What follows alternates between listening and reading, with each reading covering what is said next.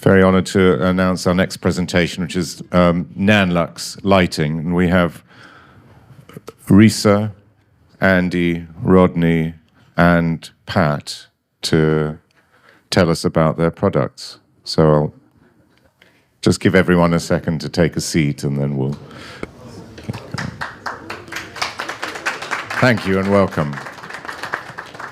Oh, I have one other small request. Afterwards, if you'd like to ask questions, I've been asked, would you mind standing when you ask a question so we could get a nice photograph of you? Thank you.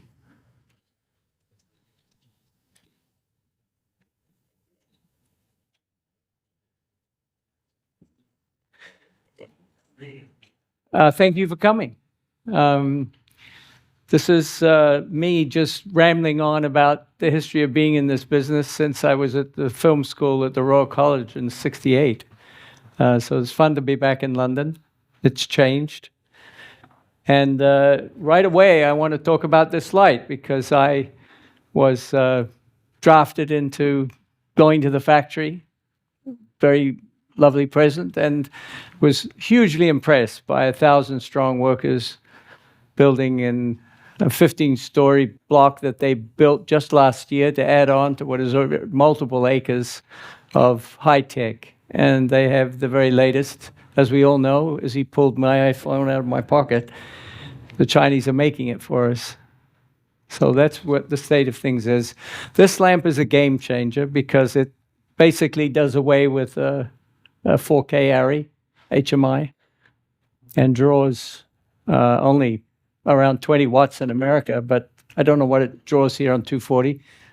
11 amps. 11 amps.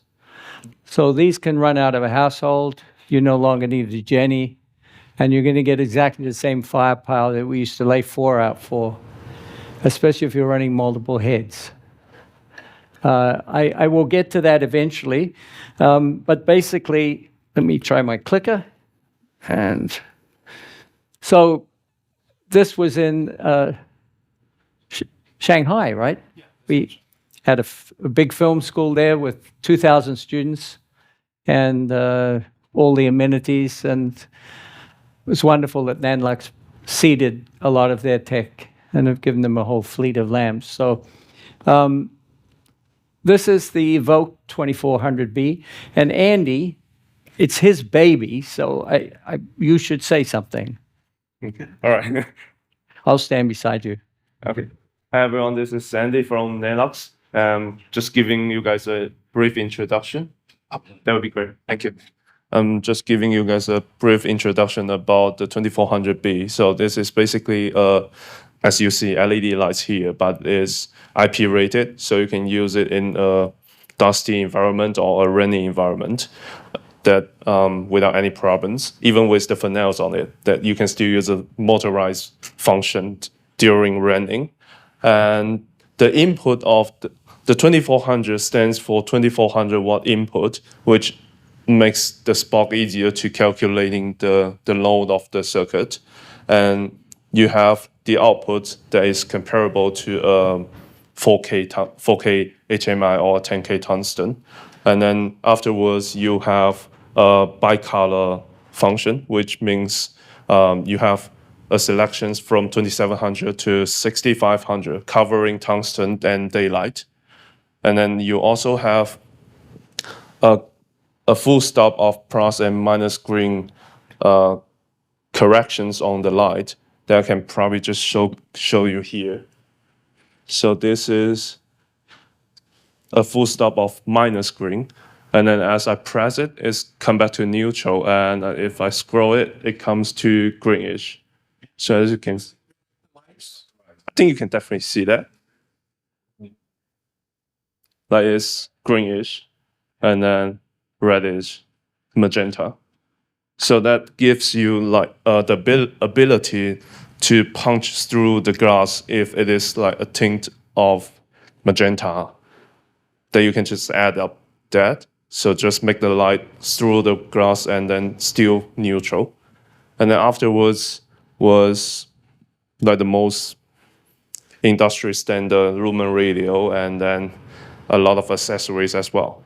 and the lamp is really quiet, and then you can just don't worry about it. That's all. Okay, so there's a whole host of other lamps that they're making, and I put together a little list this morning of what I feel are game changers. Getting rid of green beds and stages. I think but I last did that 15 years ago. I had green. HMIs were a big change. Fluorescent tubes was tailored by Hockheim, dear Frida. Portable wireless control, downsizing your kit for higher ISOs, and getting rid of 4-hour, getting rid of generators. All of these things we're doing now, and they were on the horizon. Dimmable to 1%. I'll show you an evidence of why that matters. Bi-tubes with batteries, color tubes with batteries, cobs with Fresnels. Here you're looking at one, and cobs replacing HMIs, which this is about to do. They have, I'll show you. So there's a whole bunch. This is basically more powerful than a 360 ARRI. And I would use that. The 900C is an ACL, RGB ACL lamp, so it has perfect color. And people are using them all over the planet now. Evoke 1200, very, very similar to this, just half the size. And, some folks happily using it on shoots in America. Lumen radio tubes, batteries in them. Babies, spots, with a collection of small, very useful and powerful projectors for shaping light. Again, this is a full color head, RGBWW, but a bunch of practicals, you always need those. So basically, from them, this is a new light. This is a lightweight panel, which we have here somewhere. I don't know if we brought it out, but if you ask, we'll show you. It's very light. It comes with a kit of magnets. You can tape it to the wall with a little steel plate, and it's going to make a big difference for shooting on location, because basically nobody wants you to mess up their walls anymore, but you can comfortably go into anybody's house at any level and tape your light up, have it there for a week, and peel the tape off, and nothing changed. Their house still looks pristine. So 72 is the biggest kit that they put together for this, the 2400. It's 182,000 watts. It beats the old windy light by spades. And there are people in China now using this. Was an underwater shot that needed an F11, and so they punched a bunch in. And this is working during the day outside. Period picture in Shanghai. Again, pretty big rigs, easy to handle. They're all on radio. These are the big NANLUX dynos that are in that kit, and there you can see it up there. And interesting, you can see what's happening on these folk here. It's not in direct sun, but that's coming from that light up there, and it's seriously punchy. I was happy to go on this set before I left Shanghai and watched them shoot this period picture. They're doing night interior. They're flagging off the sun, and it was early days, but they already had about 12 2400s that been made, and they took possession of them very happily. And there's a bunch of little guys, and these guys with the little baby 60 with the reflector on it, the projector lamp. He had about 8 or 9 or 10 of those that he was using all over this old power station in blackout mode. Anyhow, when I was a runner at college, I went on this IMAX film. It's the very first IMAX film called Tiger Child. Unfortunately, you can't see it anymore. We had the big camera, and we kept destroying across the park there. We would blow this thing up every day because the two claws were not quite in sync, and the designer was with us. And we managed to get, I think, 3 shots in the whole time they were in England. But the DP was this wonderful man from the National Film Board, Georges Defoe. And I followed him around. We went to Stonehenge. Can't do that anymore. It was really magical. He's shooting 70mm vertical mode. So they had the full frame, 3 vertical 70s, and then 9 full frame 35s, 4x3. And it was a short 17-minute picture. But what was fascinating for me was that he was lighting interiors in London with 500-watt photobulbs. And the difficulty was, back in the old days, you could never get on anybody's set. It was just forbidden. But fortunately, I was a runner, so I was hanging out. And he had little Lau clip-ons. I don't know whether anyone remembers these things. And you could put spun and so on them, and you could modify these bulbs beautifully. And so that was it, 500 watts. And he was shooting this IMAX film with it. The other thing that I did was we got a union card. I got a union card, and my friend got a mixer card. And I did commercials with Tony and Ridley when I left, and also did this movie with James Ivory, which was an amazing experience. Walter Lassley shot it in 16mm.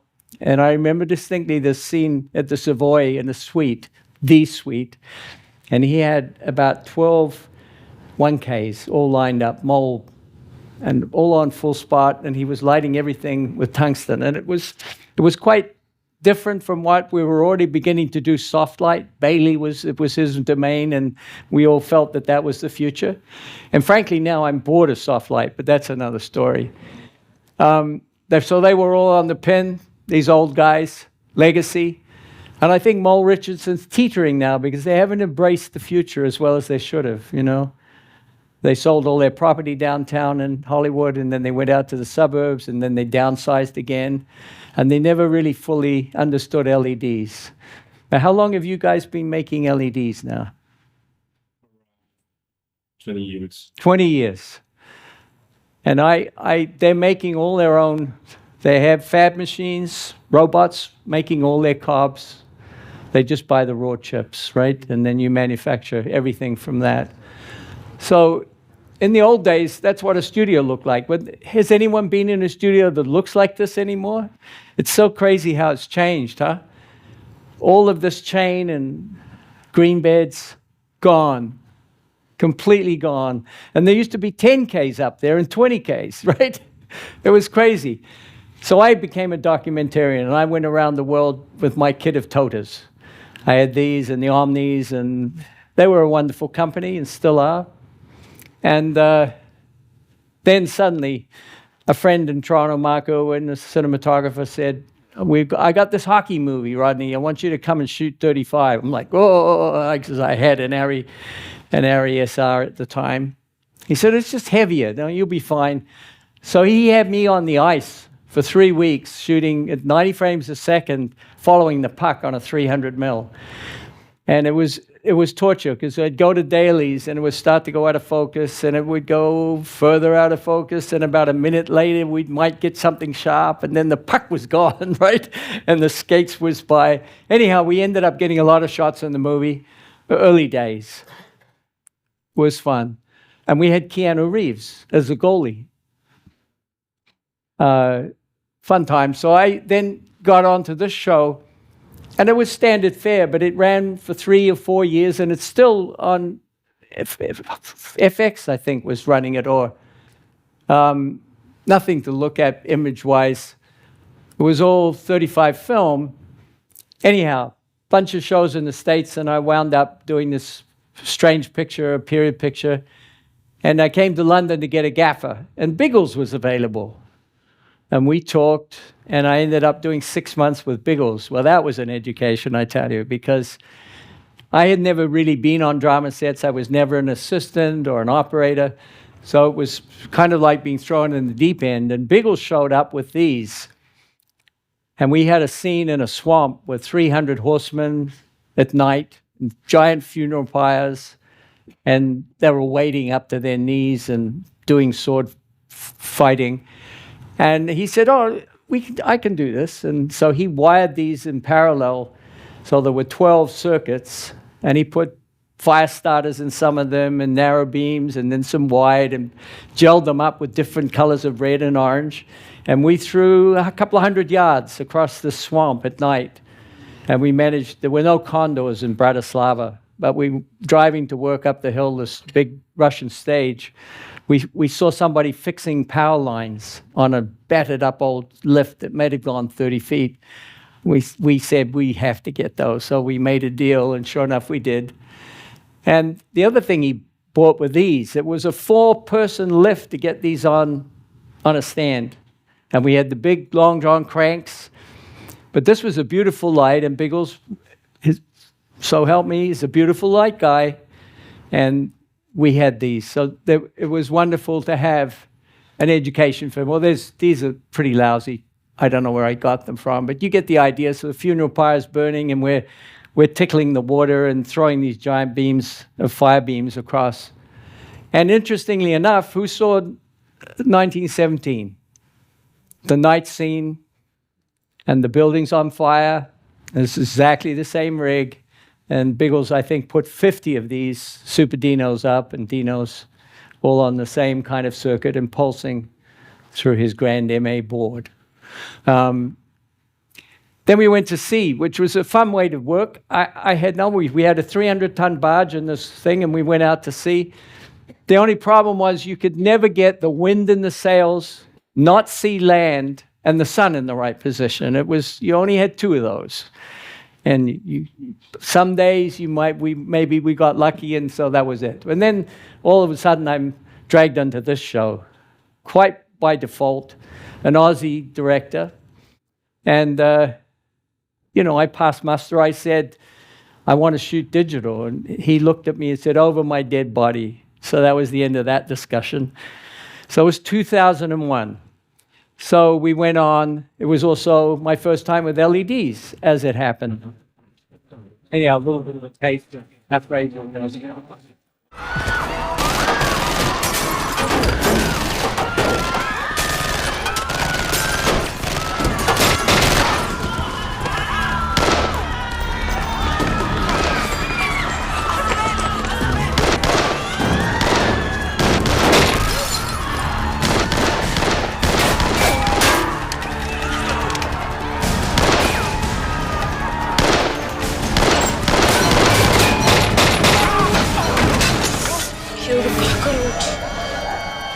Kill the cockroach.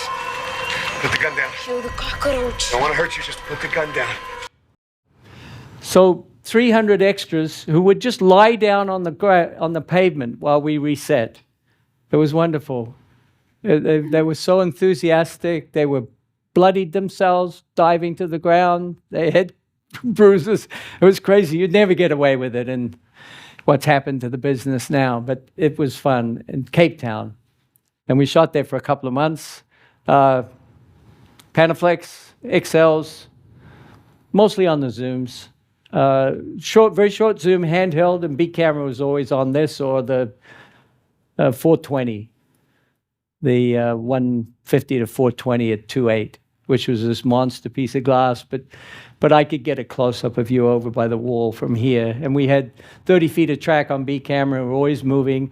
And the A camera's handheld, wonderful guy who injured his back so badly in the end that he had to give it up.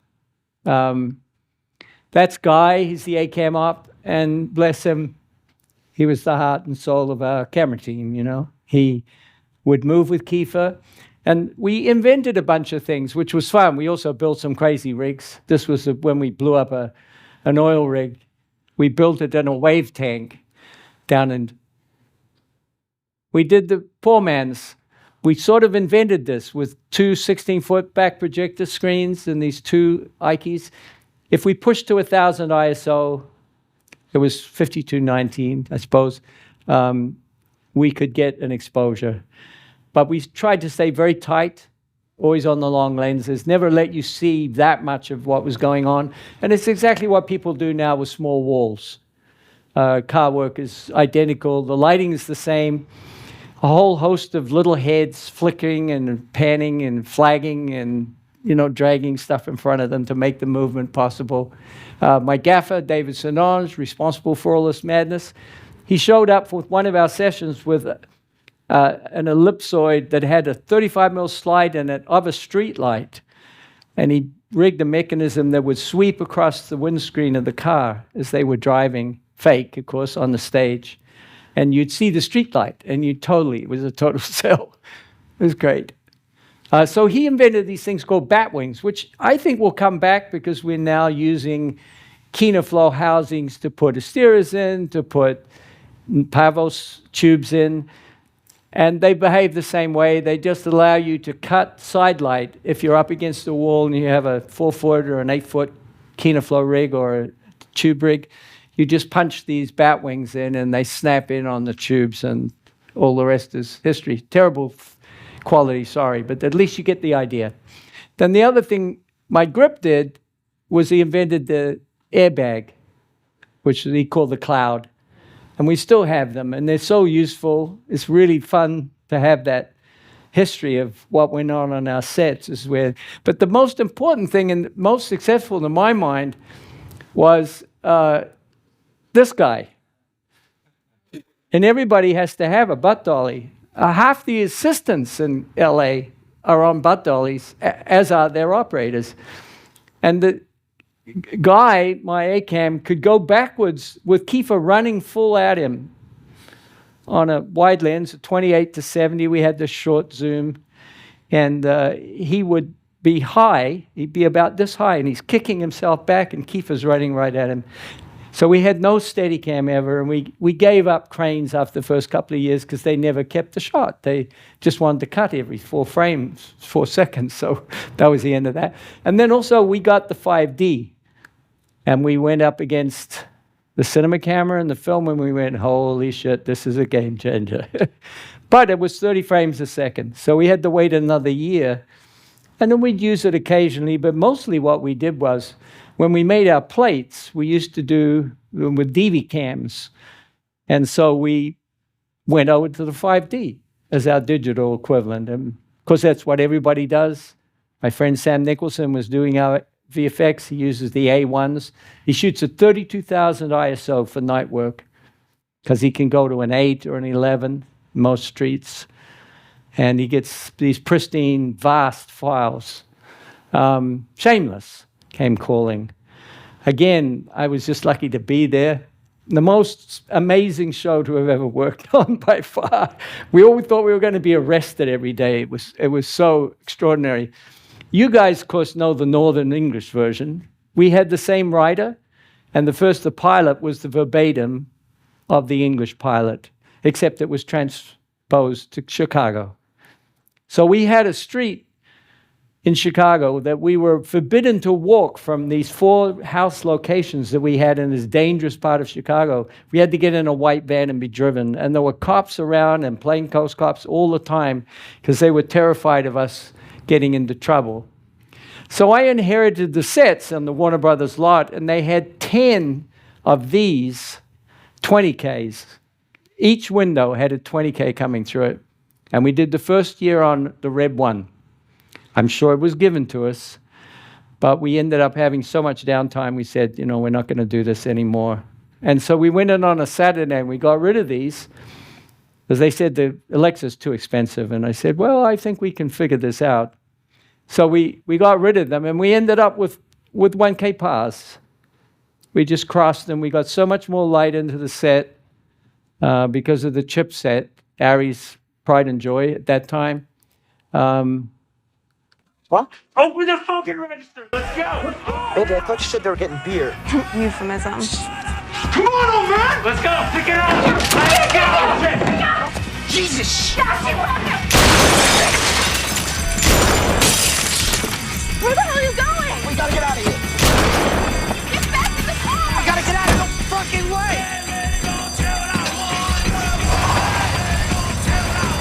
You're gonna fuck me and walk away? Fuck you! You're an asshole, man! Eat shit!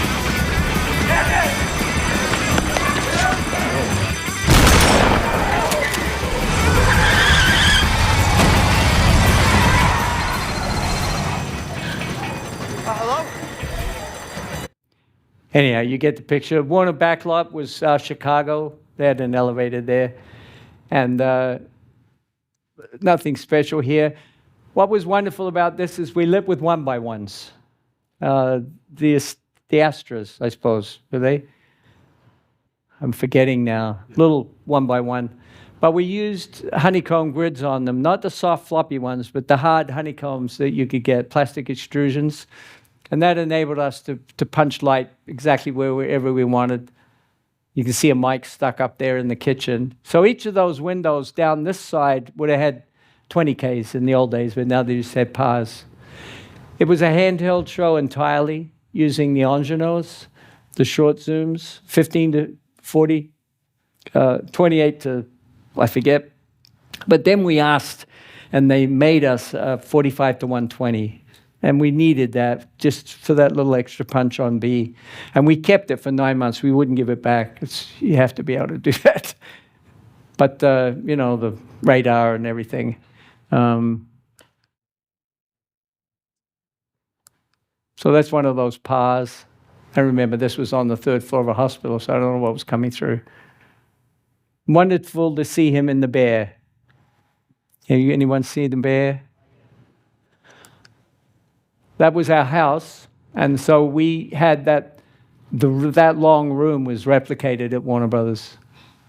And again, that I think I went to 1600 ISO on this because, you know, we were 2.8, and we needed to get help, and Macy.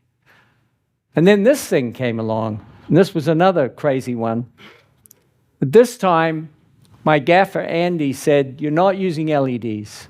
Now, the Harry's sky panels were out, and he said, no, you're not using them. Their color's terrible. I hope they've all left.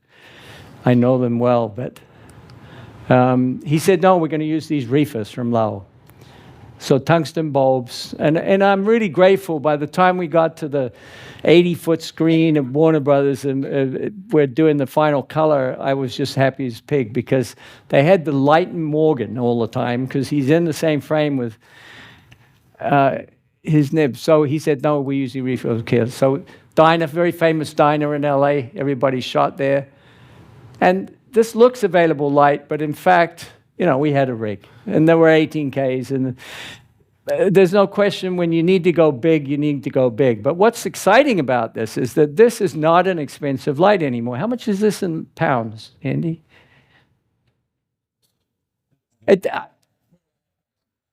$4,500. There you go.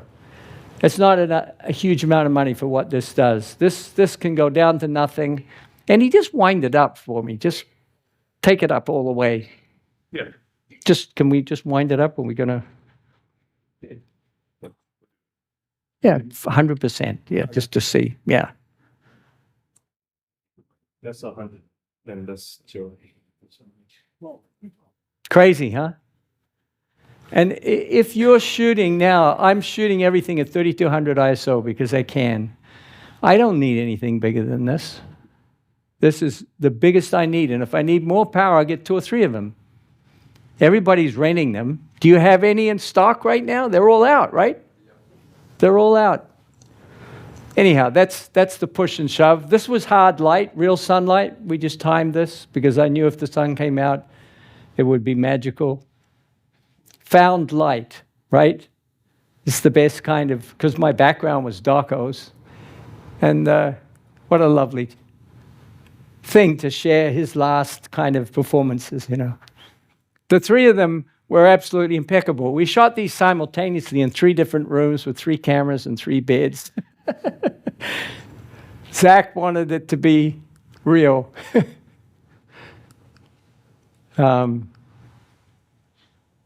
Anyhow, this was a joy and a pleasure. And Margaret came up to me at the read-through and said, "You're going to take care of me, aren't you?" And I'm like shivering in my boots. But she was very happy with it in the end. And sadly, we've lost one of the trio. But lots of fun. And yes, we had 12 18Ks outside the door there. And as you'll see here, in the bank, the central bank where we shot most of the heists, We had 2 air balloons, 8K each. And outside, we had 10 Arimaxes on full spot. Crazy.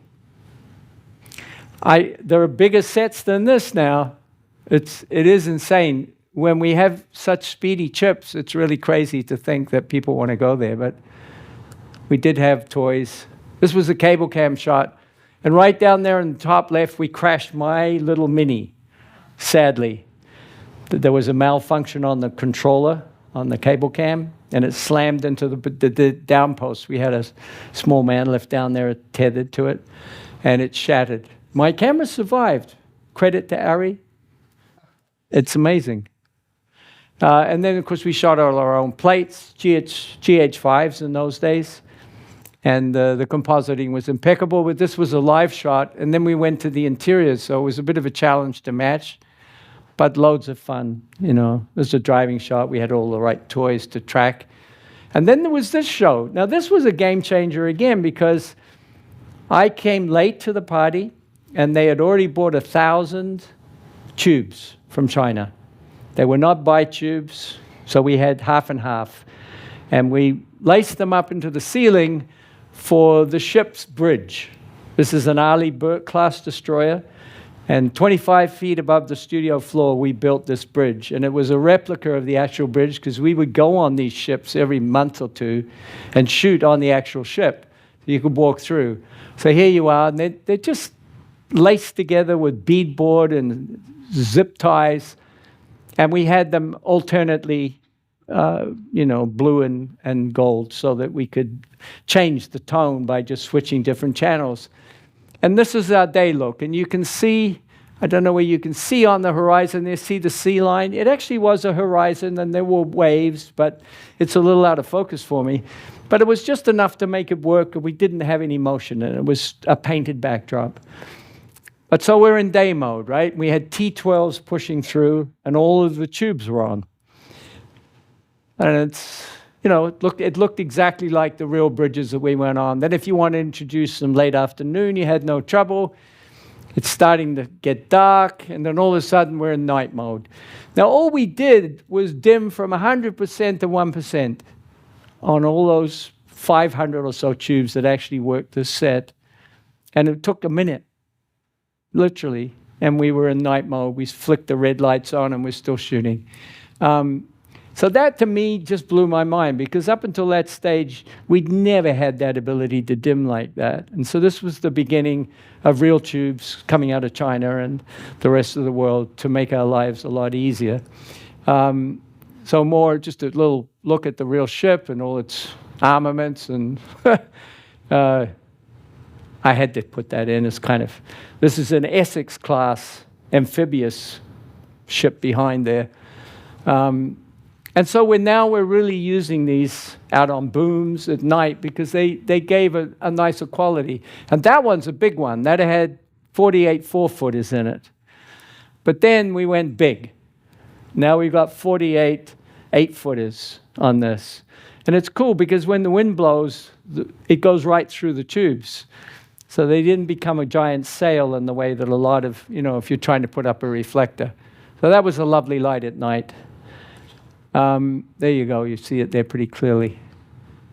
Beyond Borders was very similar, and that's where we got the 48, was on that show. But LEDs, flashlight, cops, everything with that.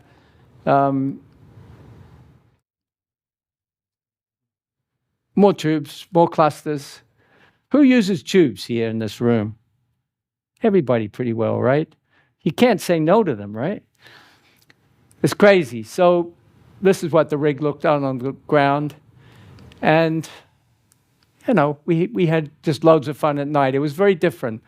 And then I took time off with Keira Knightley, went to South Sudan to a conflict camp to do an Oxfam commercial, which my English friend said, "I can't do it, you've got to go." And I said, "Are you kidding?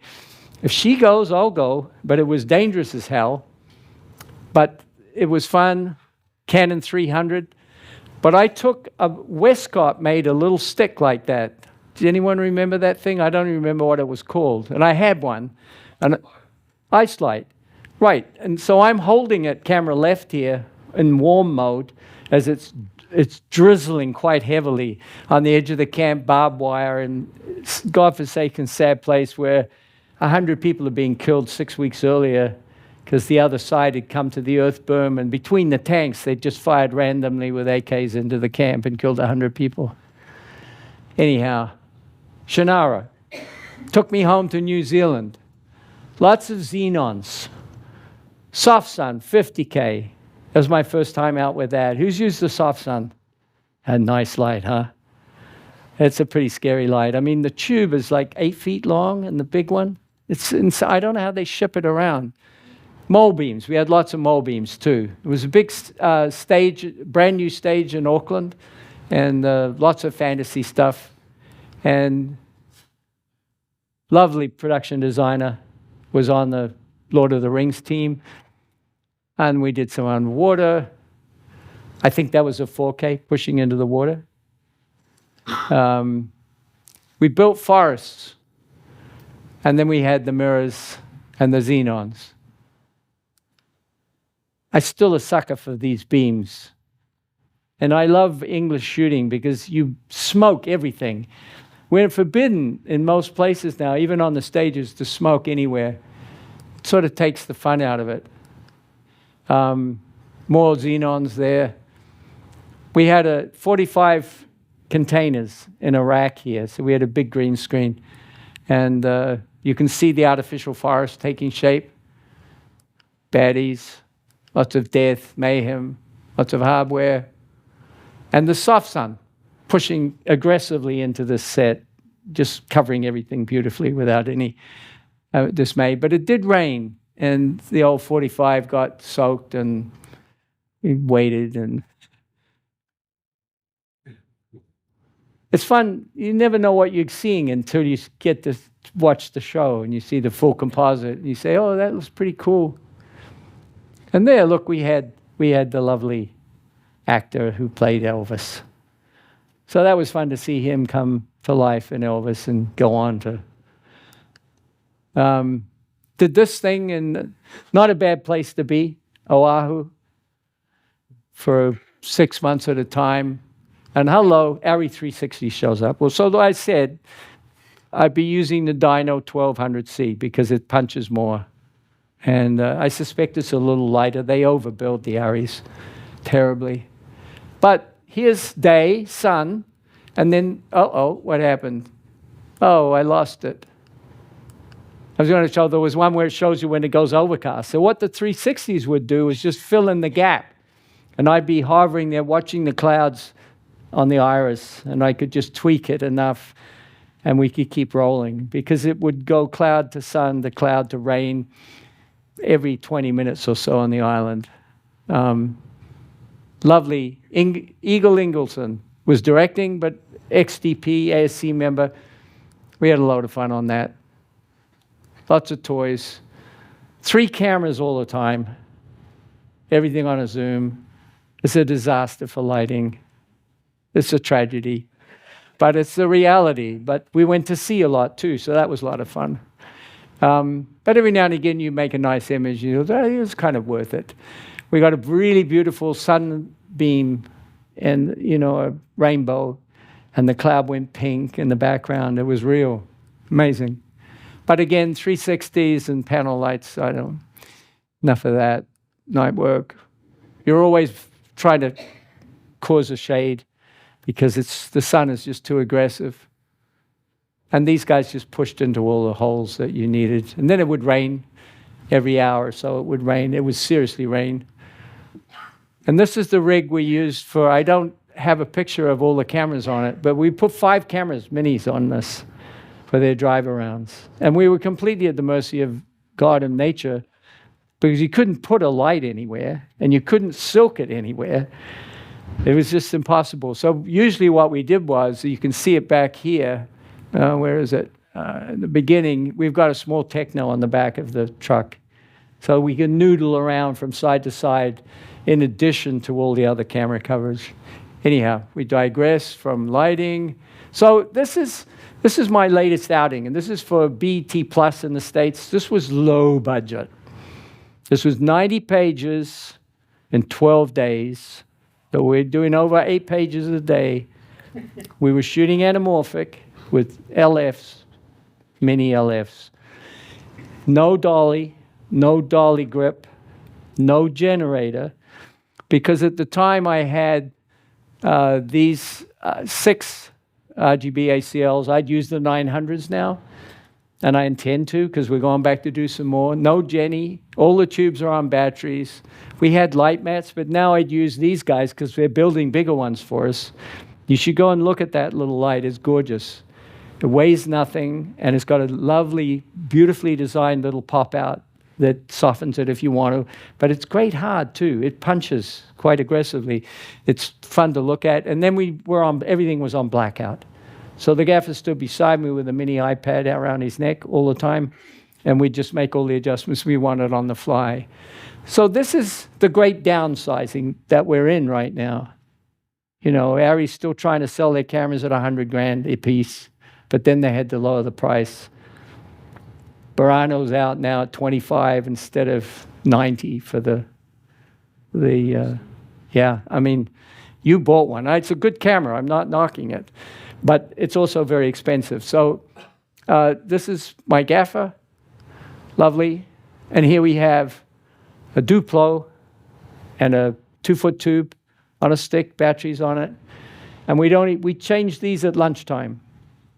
So you have to keep more of the fixtures around, which is good for people who are selling them, so that you don't run down, you know. So at lunch you change them, and because they're all on blackout, you just switch them off until you roll, basically. They're a lovely light, 2 4-foots and 8s they make, and the new version is the Calligri, right, out of Germany, which is an actual blow-up tube, which I've got my hands on now, but I haven't really tried. You can't get them in America yet, but you can't get them here. They're sold out, right? Everybody wants it. So it's about this volume, this diameter, 2, 4, or 8, and you blow it up, and it stays up forever, and you just slide the tube in the back and put some Velcro tabs on it, and it stays put. If you grab the tube, now the whole thing weighs nothing. Now you've got a beautiful softbox. You can carry it around in your hand. You can stick it in the ceiling. You can glue it to anything with magnets. And then, of course, punch lights, which the 900C has a really nice projector system. This is an Astera version, but no, Astera, what is it? Astra. But, you know, magnetic tubes. So there they go, all over the place. And you just put them up with tape. And so this kit comes with the magnets. You get 4 magnets. They've got 20 holes in the back. You screw them in. Slap your piece of steel on the wall, and away you go. I think those are, I don't know why they're softies for the, what are they, pixel brick softness, huh? There's the bag with the tube in it, and there's another thing. So they become my go-to now. I had them working on every set. Little mini guys, basic setup. Assoon, who knows Assoon? Another game changer. They take your Wi-Fi and they share the channels between the low channel and the high channel, and they can go from 10 feet roughly out to 150, 200 feet easily through walls and everything. And that was my scriptie, who was recording everything, up to 4 cameras, and she would just swipe her finger and show me where, because she was listening and looking to see for continuity. But if I asked, she would just spit to my iPhone a reference frame. And she's standing right there. Nobody's sitting down. Everybody's on the move. So A and B camera in this case. And there you see our slider. We had not great sliders. And the lens was, I'm not going with these guys anymore. But anyhow, you get the picture. It was fast. And Druki, this is the magnet kit, which costs an arm and a leg. I don't know why it's so expensive. But Andy's giving them a set of these magnets. This is like a $500 kit. It's crazy. But that's one of our lights on full spud, 675, pushing perfectly Christmas light, you know, late afternoon, nothing to go on about there.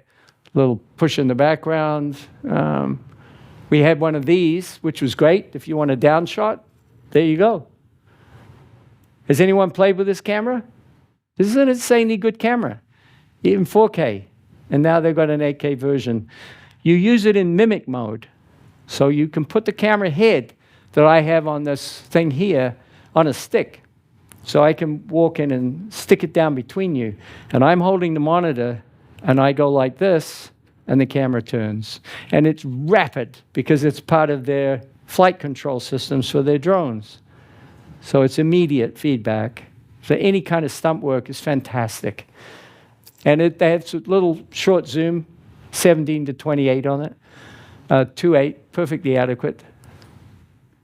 And we had to shut down because of lightning. We went for a meal and saw this, and the safety people came and said, you can't work. And we had an interior in the house to do. 4 pages of dialogue. Fortunately, we took the camera gear in, so that was there. And my gaffer went back to his hotel, and he had 2 little of your sticks, the 60s, stuck them up in the top of the chandelier, and then replaced all the bulbs with our bulbs. And that's how we shot the whole thing. At 3200, it's possible. It was magic. A little bit of swooning for the old days. Easy done. Walk and talk. Kissy.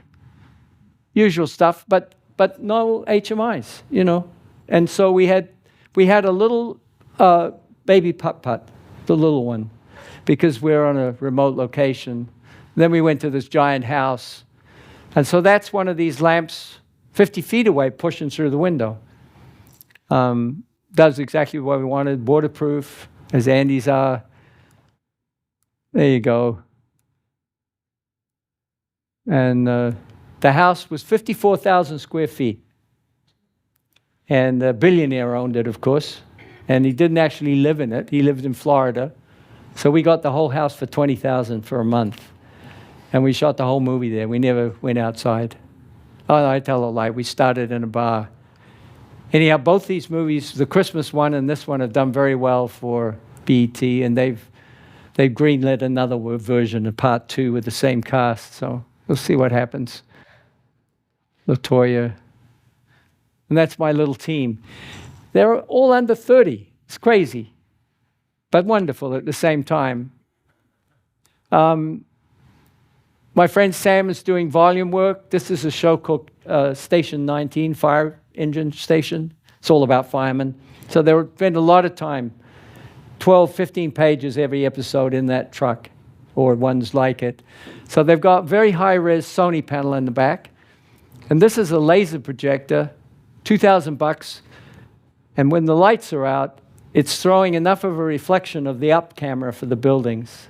So as you're shooting these guys, the buildings are going past on the cheap and easy and fast. This was, my daughter made a little film for DJI, and we went and shot plates the same way. We had 3 extra cameras to shoot plates. It's wonderfully easy. But then, hello, the iPhone 15. When is this going to end, right?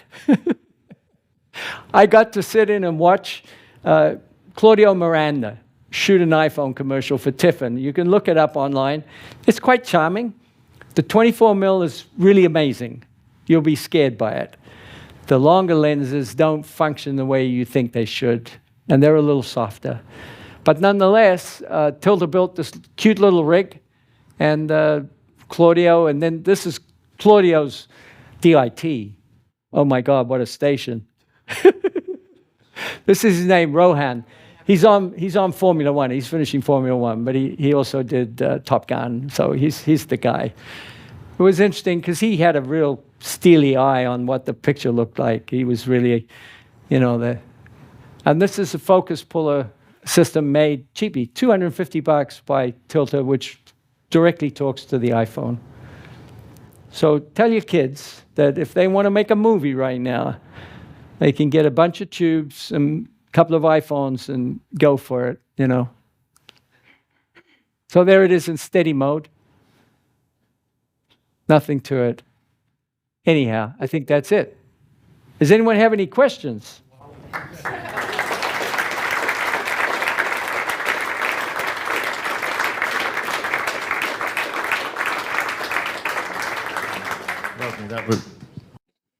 We're back up, Rodney. That was wonderful. Thank you very much. Rodney Charters, ASC.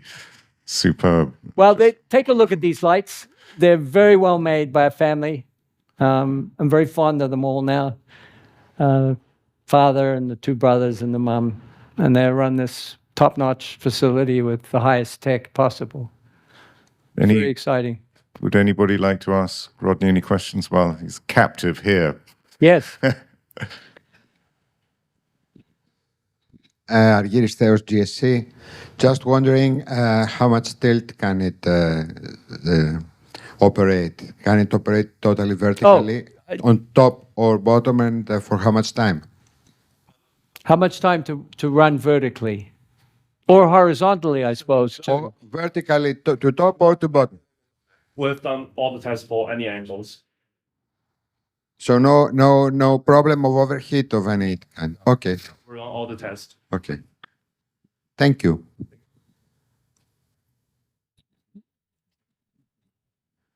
Any other questions? Okay. Right, well,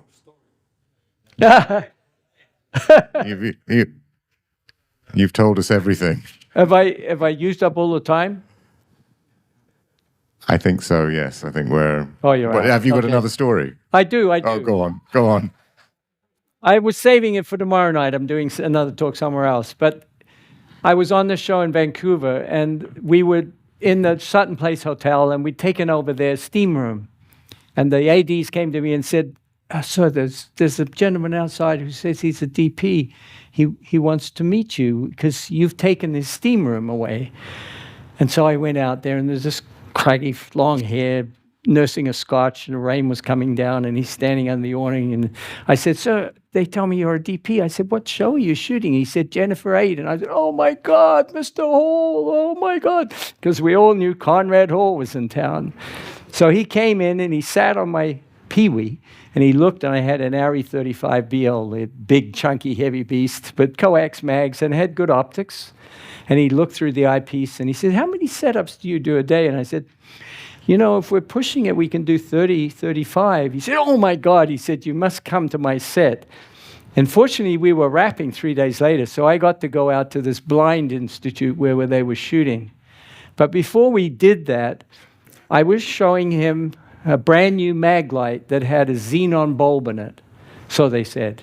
But it was decidedly more punchy than any other flashlight we'd ever had. And the cops all had them. They were about this long and black, and they had an evil spot to them. And we'd been experimenting shooting with them. And in those days, I suppose we still had 500, maybe that was it. But we didn't have fast lenses. I didn't use primes, so it was all 2.8, 3.5, 4.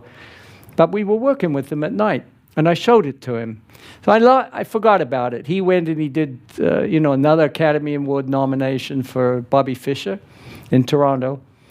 And about 40 years later, a grip came to me. I was on the set. He said, "I'm going to tell you a story." He said, "I was working on that show in Toronto, and he told us how this DP had come to him and showed him the flashlight." So what transpired was, and I can attest to this, because the first day I went on set, we never rolled before lunch was over, and we had to come back. And we pulled him in, and he changed his mind and put in a 575 along the floor with a sharp cut, and it was just gorgeous. And they're walking down to Irma Thurman's room. And the story where he talks about blasting the lens with light because all the lights are off in this place. So the producers flew up from LA, and they said, "Conrad, we're very worried. We're a week behind, and you're only 2 weeks into it." And he said, "Ron," he said, Ron Williams, I think was his gaff. He said, "You got that flashlight?" And they're all sitting on the tailgates at night. It was dark. And he fires it towards him, and he pulls his media out, and he says, 2.8. He says, "Great, we're lit." So after he passed, in the paper one day, I saw there was a wake, and I thought, I need to go. I met him and spent hours with him.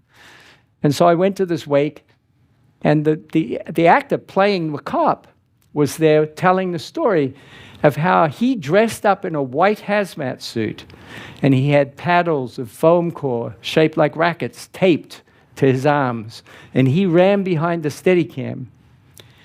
And he's saying, hit me, hit me, hit me, hit me. So they walk and talk down this, no lights on in this building at all.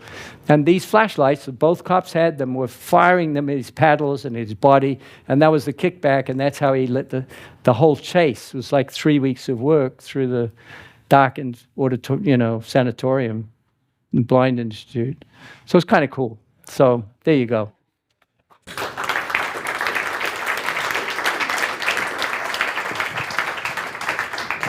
Thank you very much, Rodney. Thank Stan. you. Very interesting presentation.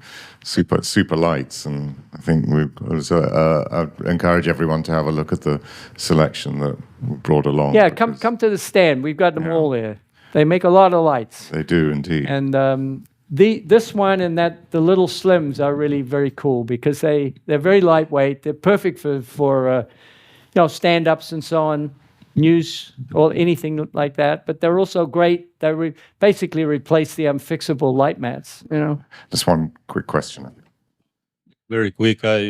I'm from Spain. I've been using especially the 1200. Yes. One of the things I love is the accessories also. Yes. You have not talked. And you have like all kind of Bowens accessories, and you can include sometimes. And I even made an adapter for this mount to Bowens to be used in a small adapters and have the punch. Yes. They also have a controller now, waterproof controller for the 1200. It's wired, but so 25 feet of cable on it, I think, and yeah. We don't have it here, but it's at the show. All right. All right. Well, thank you very much.